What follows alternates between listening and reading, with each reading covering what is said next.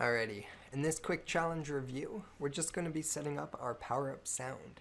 So the first thing I need to do is I need to click on my power-up script. I need to create a variable to store my power-up clip.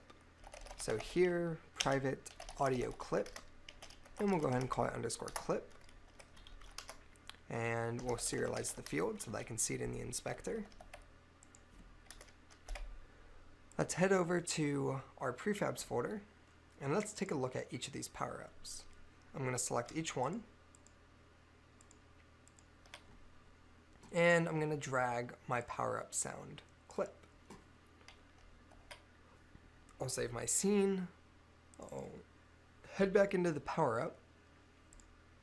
And when do I want to play this power-up? I want to play this power-up when the player collects it. So here, we've collected it. Let's go ahead and play the clip.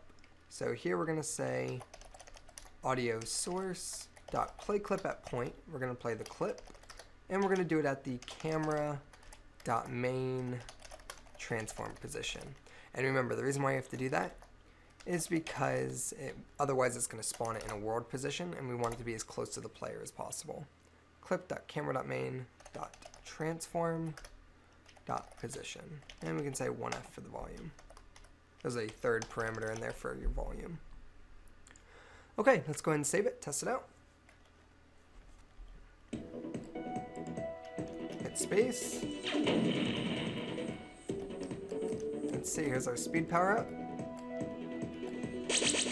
Sweet. Alrighty guys, and we'll get the triple shot. Oh, I missed it. Let's see. Okay, that's our game, and I will see you guys in the next lecture.